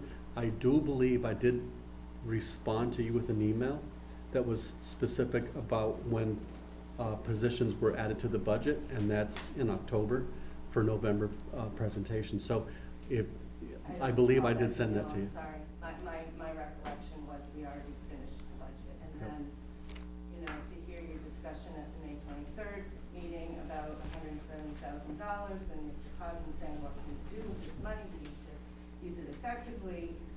To us, using it effectively is helping the students in Hingham Public Schools, and the nurses do that directly every day. So that's where that renewed proposal came from. I'm new at this position. I don't know how these things work. Never would have thought in October that I needed to present such an item to the school committee. October was the start of the chaos for us. So, we're putting it out there. This is where we stand. We are struggling. We, respectfully request that this position be addressed, thought about, put on the books, whatever the protocol is, so that hopefully in the future, we can have some semblance of feeling like somebody, not that you don't care, feeling appreciated and feeling like we can do our job the way they're supposed to be done. We're flying by the seat of our pants this year, and the kids can suffer. And I appreciate that, Heidi. I think that I'm not putting a spotlight on me, but I'd like you to recall the meetings that I've had with the nurses. I'd like you to recall the things that have happened for your department. And I put a lot of effort into this. And we appreciate that, and we appreciate you having the float nurse this year. It was invaluable, which is why we have realized it's a position that we really feel strongly needs to be made a permanent position. Carrie? So I just wanted to clarify too, the projected surplus that we've been discussing has to be spent by June 30th this year. So it would not be appropriate to do that with that money. But I mean, I would just echo, please bring it forward next fall when we start building the budget, because it is important, and you really kept everything going this year, so. Yeah, that I can go on the list. You Mhm. know, Yeah. Every year that goes on to, here's an addition that we need. Mhm. So I'm sure, Aisha will talk about it, and it'll be on the list. I mean, it's on my list already, but it's not on my list for 23, it's on my list for 24. I won't be doing it, but it's on the list. And I would think that if it is a true need, I think we should continue the conversation this summer when Dr. Adams gets here to figure out what that looks like with the kids and the nurses this year. We've got additional ESSER funds, and this sounds like something that we could use because it is COVID-related. So ESSER, we've got for 2 more years, and if that covers us for 2 more years, that's a possibility. So that could be on the short list. So something that we could deal with in September, and then if we needed it long-term, we could talk about it in October. Right. That Yeah, creates I an mean, avenue. the ESSER could be available, you're absolutely correct. Yeah. You know, whenever the committee thinks it should be available. Yeah, I think that is a great point. I was wondering that as well, if the ESSER funding would be available, because it can be used for funding positions. Clearly, this is COVID-related. It may be a position that is ultimately becomes permanent, right? But also could be a position that, over the next couple of years, the necessity for it goes away. So maybe ESSER funding is the right way to go with it. So maybe that's something the Finance Subcommittee can take up as well, and we'll talk with Dr. Adams. It's under social emotional needs too, so, Mhm. it's not a bad, it's a good idea. Yep. You have monies that you're gonna have to figure out how to spend appropriately, of course. Right. But We could use that ESSER money for 1-2 years. 2 at a years time. maximum, yeah. And then if, hopefully, the COVID-related issues that require the floating nurse end up not being needed, but if it is needed, it's something that could go on the budget in October. Just evaluate it at the end of 2 years. ESSER is not just COVID related, right? ESSER is very widely, there's certain amount, 20% on learning loss, and you want so much on social emotional, and after that, you don't want to go into construction because it'll be a pain to spend it. But, after those 2 components, you're pretty free on how you would like to spend that. Right. Okay. And this is more for the nurses. I have talked to Dr. Adams about needs for the department that go beyond having a float nurse or having, we have talked about it. So I don't want I don't want you to get the wrong idea that, this isn't an important item by any means. So Dr. Adams is aware, we've talked about it. We've talked about the strategy that was brought up tonight, but we'll see how far we can get with it. Thank you, we appreciate your consideration. Yes, thank you. Thank you for being here, and thank you for everything you do every day, but particularly over the last 2 years. Definitely not what school nurses thought they'd be signing up for when they became school nurses. So it is greatly appreciated, and I do know the committee and the administration sincerely means that. So we will do everything we can to try to make this more palatable, and if that includes finding a way to fund a floating nurse, we'll try to find a way to do that for you. Thank you. All right. Anything else on that? Is there anything on the YouTube? Yep. Is that it for your update? That's it, I'm done with the budget update, yes. Okay, thank you very much. All right, number 9, new business. We have a number of field trips to look at. So 9.1 is to discuss a proposed field trip to New York City in October of 2022, and act as appropriate. Are you presenting these, Dr. I am Estes? not. Oh, okay. Members here that have information that I don't. Okay, perfect. All right, if there's, And again, Mrs. Pollard.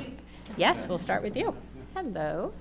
So, in another time, I might be presenting a proposal to take a trip to China, I was but going to say. I don't think that that's in the cards in the near future. So Rose Papuga, who's the art coordinator, and I have worked together to come up with a plan where we're going to do, hopefully, with your approval, a dual trip that will involve students in Chinese and students in the art department. We're going to share some of the cost because we can share buses and we can share hotels.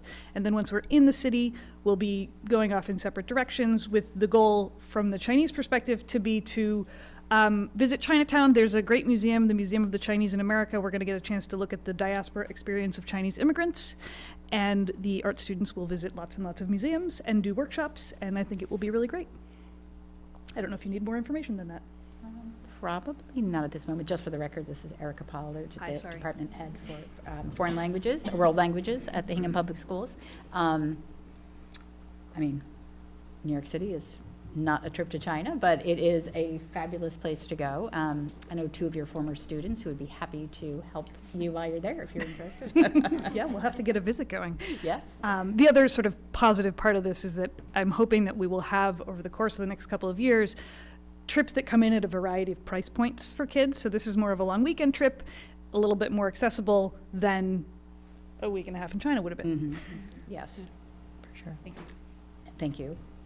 Any questions from the committee on the proposed trip? I mean, just Yeah. a general question for, our committee is in the past, certainly since February, decided to take a stand that we were going to follow the state's sort of guidelines in terms of COVID protocols. I just want to make that explicit. We're planning on continuing to follow whatever state guidance, and the state doesn't have guidance about does not have any guidance about requiring a vaccine for field trips or overnight trips. Correct. Okay. Yes. So I just want to say the quiet part out loud because I know people are here for that. Exactly, yes.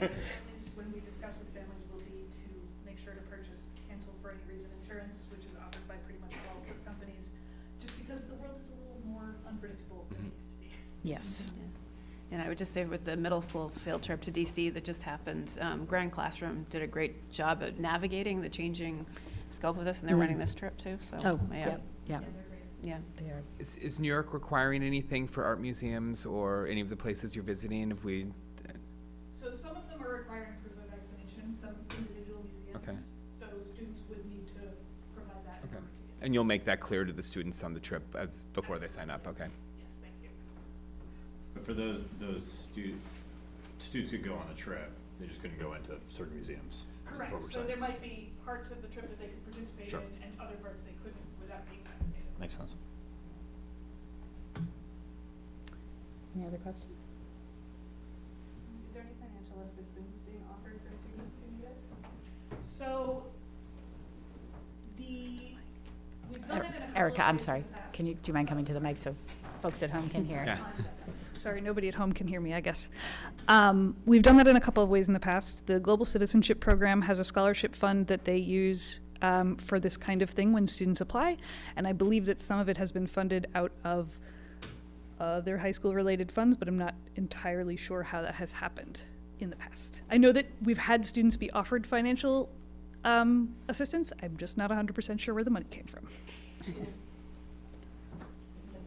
So those students they would reach out to you or the... Yeah, so the Global Citizenship Program, I should stop walking away. Stay there. I'll just stay.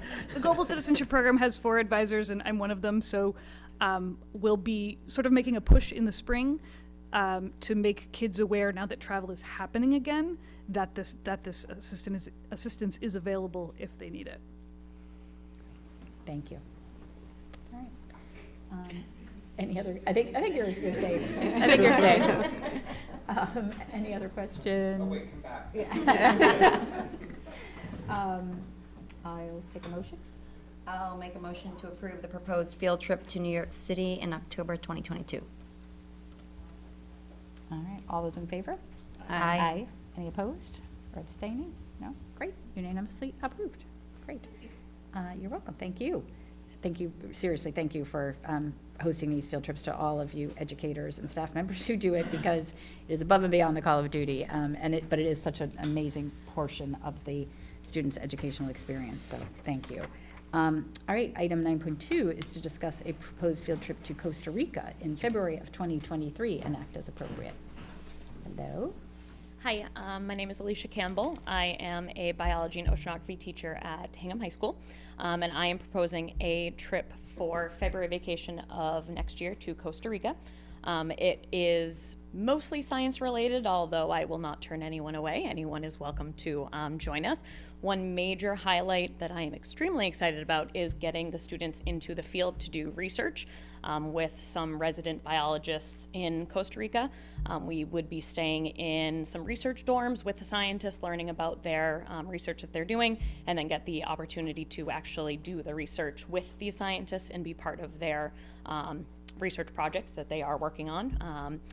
We will do that. We also have a couple other kind of parts of the trip as well. Of course, Costa Rica, if you know anything about Costa Rica, there's a lot of adventure that goes on there. So we'll kind of work first and then do a little bit of play later. We'll do our research in the field, and then we'll get to explore the variety of landscapes that there are in Costa Rica with some whitewater rafting, some zip lining, some canyoning. So looking at the various landscape that's around. And then to throw another thing in there, we'll also do some service projects as well. So we'll be working with a couple of the proposed thoughts are working with a farm that does a lot of sustainability work and helping out with rehabilitating and doing some restoration of some of the rainforest that's there. We hope to take a trip to a local school so we can see what that kind of is like and give the students an opportunity to take a look at a variety of different kind of avenues in Costa Rica. So doing some science research, some adventure, as well as a little bit of service and some culture. There will be some Spanish language in there, but you don't need to know Spanish. So it is definitely a wide variety of students that would be able to join us on the trip. So thank you. And I'll stay here so I don't have to keep Thank going you. back. Good call, Alicia. Thank you. Yes. Lesson learned. Go ahead, Jen. Also through Grand Classroom? Yes. So the insurance is all Yes, provided? yes. So this is run through Grand Classroom, who has done a variety of trips, just did the DC one. And actually, which will be amazing, there is a previous former Hingham Public Schools science teacher who works with Grand Classroom, Greg Wachelhausen, and I've been working closely with him, and he will actually be going on the trip with us. So that will be great to have him as just a Grand Classroom resource, but also as a former teacher and educator. So he will be there for all of that. Grand Classroom has so many things in place. They have health and dental insurance. They do have the travel protection that families are able to purchase if they would like to. We have made that known as long as this gets approved. So we've made that known to them, and we'll continue to make that known to families that there is the possibility if they want to join that travel insurance kind of protection, so that they have that if they would like to purchase that. Thank you. Did you want to? I mean, I assume traveling back to the U.S., the way the rules require now is that they would need to be tested, COVID tested. So I'm assuming Grand Classroom would cover that. Yes, so we'll be following along with, yes, regulations for Costa Rica, regulations for here, and yes, Grand Classroom will be in charge of kind of making sure that all of the vaccination requirements and things are all set up and good to go. Do you want to ask about? You see what you're gonna ask. Yeah, go ahead. Is there financial assistance available?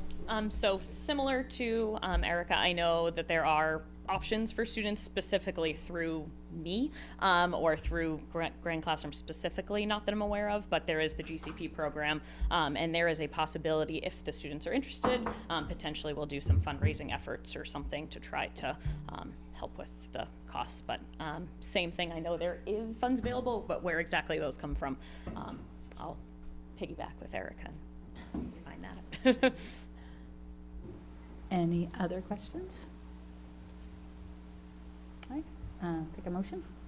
I'll make a motion to approve the proposed field trip to Costa Rica in February 2023. I'll second. All those in favor? Aye. Any opposed? Abstentions? No? All right, unanimous. Thank you. Thank you.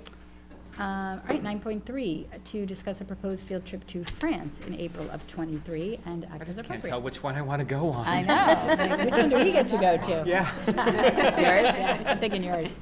I'm thinking Alex. Good evening. My name is Alec Porter. I'm a high school French teacher. And this trip, actually, we had everything lined up in 2019.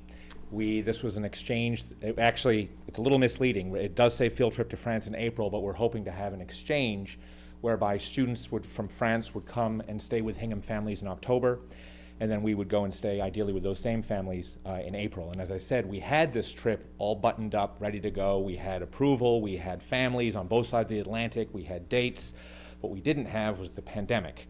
And of course, then that hit, and we had to put everything on the back burner. So here we are now 3 years later. The only thing that has changed is the region of France. So initially, back in 2019, we were going to be having an exchange, with a school in northeast France near the Belgian border. That has since changed, and it's now going to be in the southwest France near Bordeaux, which frankly I think the time of the time of year they would be going is it's a much nicer time of year and a much nicer region in terms of weather. So what it would entail would be a two-part program. As I said, the French students would come here in October. Tentative dates would be October 22nd to November 1st, because we want to make sure that they can experience Halloween the American way, not just the French way. And then the student age would be sophomores, maybe juniors. And then they would put together their itinerary. They would stay with Hingham families. They would go into Boston. They might have an overnight trip to New York.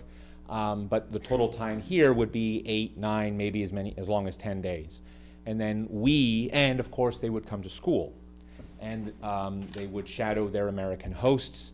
They would see what life is like in a typical American high school. They would go to American high school events, football, lacrosse, and obviously not lacrosse, it's in October, but you understand what I mean, just to see what life is like in America.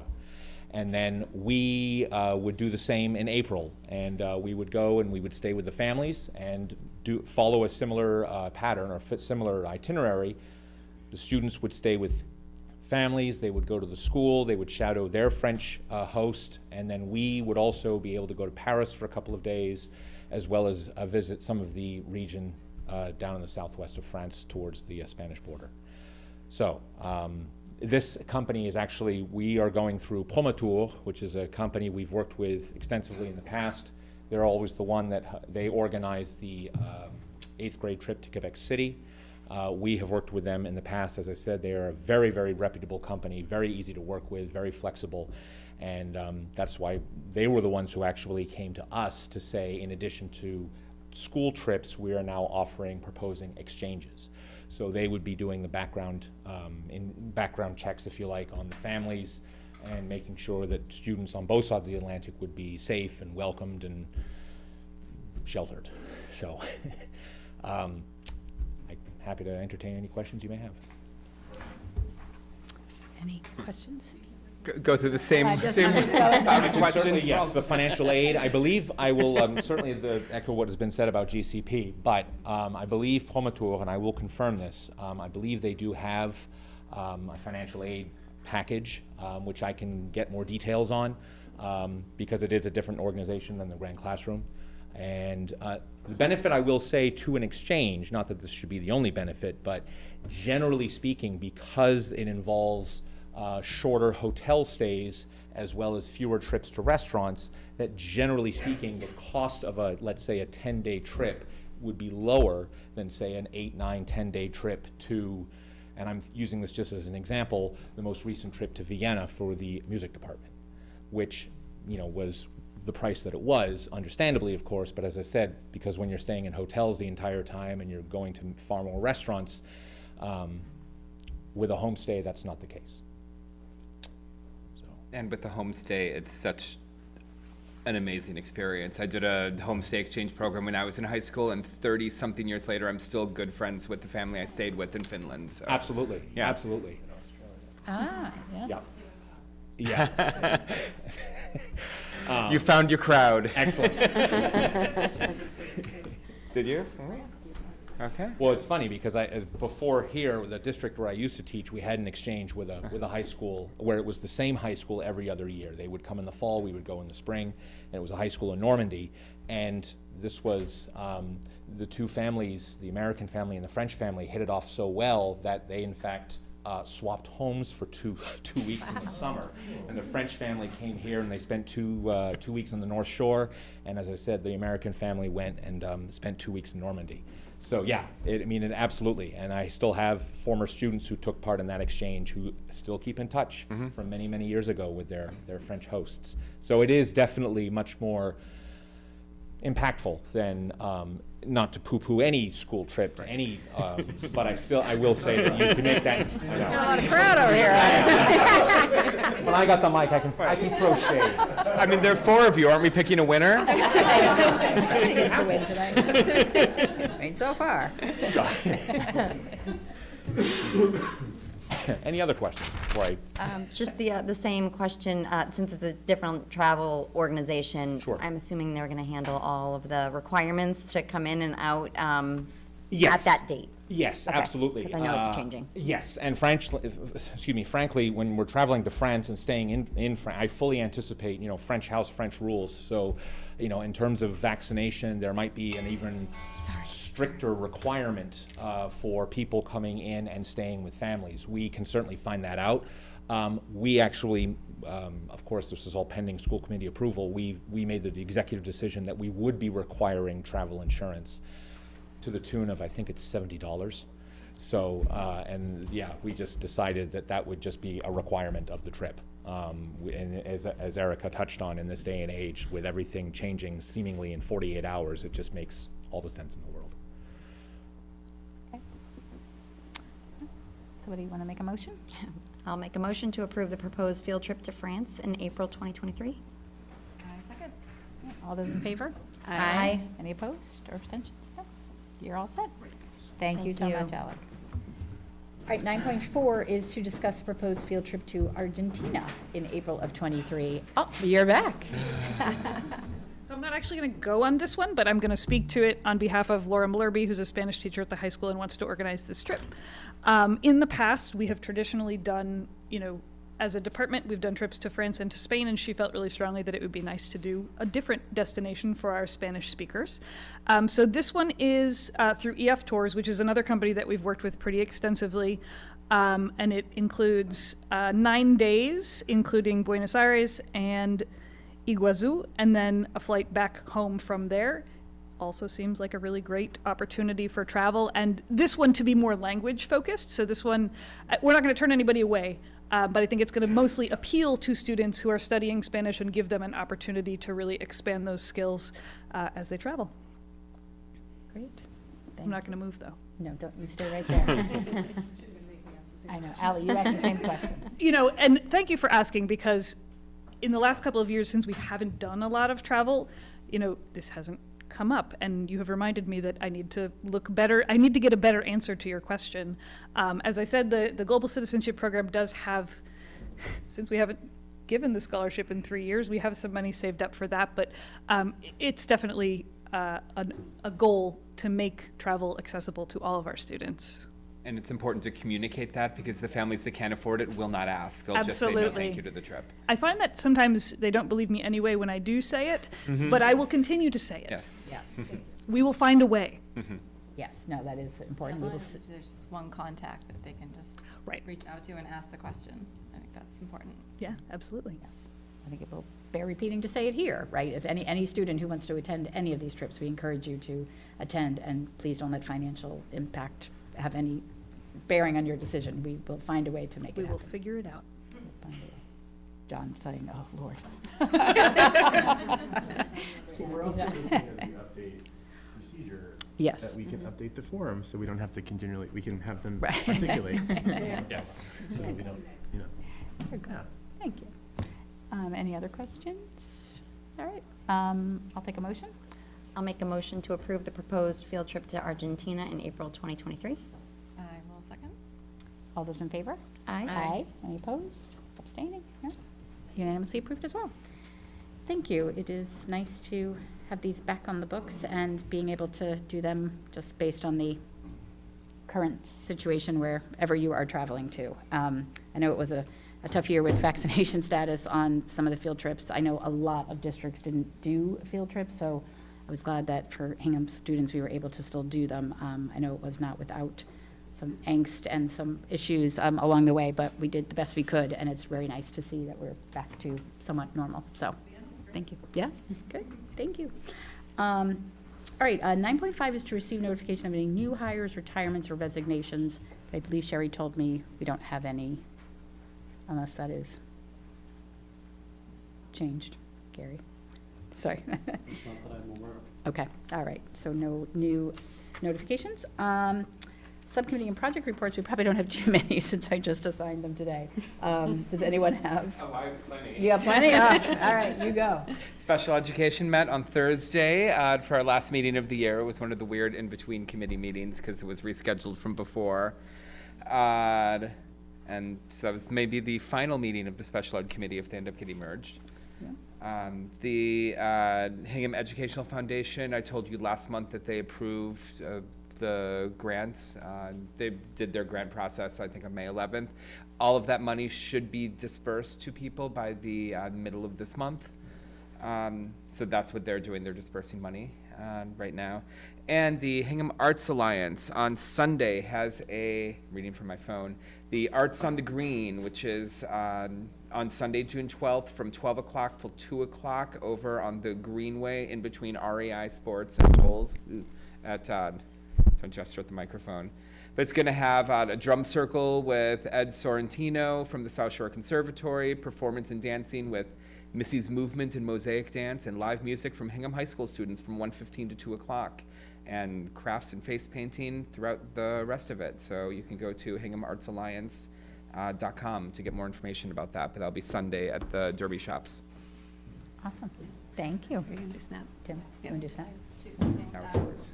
First is for SNAP. This Friday is their annual cocktail event at the South Shore Country Club at 6 p.m. And then tickets are still on sale online. And the other thing I have is for the facilities committee, we are meeting. We had one meeting 2 weeks ago, and then we're meeting again next Monday. Thank you. And then we had a finance subcommittee meeting, but John covered most of it, and I have warrants in the packet. Great, thank you. I don't have anything. Carrie? No. No. All right, great. Items not reasonably known 48 hours in advance of the meeting. Sounds like John has something. Thursday, we opened bids for 370 vans. Those are the special education vans. And we sent out 5 packages to vendors upon request, and we received just one bid. And that bid was from Quality Van Sales in the amount of $158,136. We had anticipated these vans would cost about $165,000. So I think, and we've done business with Quality Vans before. We've had other vans from them. They're a very good vendor. They're responsive and very reliable. It was interesting in this bid and in all bids that we do now, we have to put some type of language in that says we want these things by this time, but if you can't do that, tell us when you think you can do it so that we can use some measured basis of identifying when we'll actually get the equipment. Which is also one of the reasons why we wanted to go out to bid now, to get these in queue so that we can get them as early as possible next year. Their bid came in, they're reasonably sure we'll get 2 of them before school starts, which is a good timing. And they'll try to get all 3, but the third one may be sometime in October. So, we wanted to get these in queue and get them moving. And and the funds that we would use would be end-of-year funds for 22. And as I said before in the budget update, we had taken a vote to lease for 5 years at Town Hall, to have that available. That would cost a recurring of about $26,000, but whereas we're purchasing these, we won't have that expense year to year. So that actually represents a budget savings for FY23. So what I'm asking for is a vote from the school committee to, authorize the award, or award it to Quality Van Sales in the amount of $158,136, to fund it by the use of FY22 funds. And even though that third van that might not be available by September, that would still include the fiscal year 22 funds, correct? Just a reminder, for the public to know that, even though we're not. Since we award, this project is in progress right now. We've, an award to Quality Van Sales in FY22, and we've identified the source of funds for that purchase as FY22. So we would just encumber those funds into FY '23. And when we receive the vans, we pay for two. If all three come, we'll pay for all three. But we will pay once we receive the equipment. And we'll use FY '22 encumbered funds for that as opposed to FY '23 funds. And these are new vans, right? These are brand new vans, yep. 22s, I think. Yep, they were 2022 vans. Any other questions? Anyone in the public or on? Nothing from the public? Okay. All right, do we want to make a motion? Sure, thank you for writing this out, John. To award to Quality Van Sales, Inc., the contract for the purchase of 3 7D special ed vans in the amount of $158,136, to be funded from the fiscal year '22 end-of-year funds. Second. All right, all those in favor? Aye. Aye. Any opposed or abstain? All right, unanimous. Thank you. Thanks, John. All right. I just want to make one note. Our next school committee meeting will actually be on Tuesday, June 21st, where we will hear the strategic plan and maybe have some action on some budget items. So I just want to make that note. And other than that, I will take a motion to adjourn. I'll make a motion to adjourn. Can I get a second? Thank you, Carrie. All those in favor? Aye. Any opposed? No?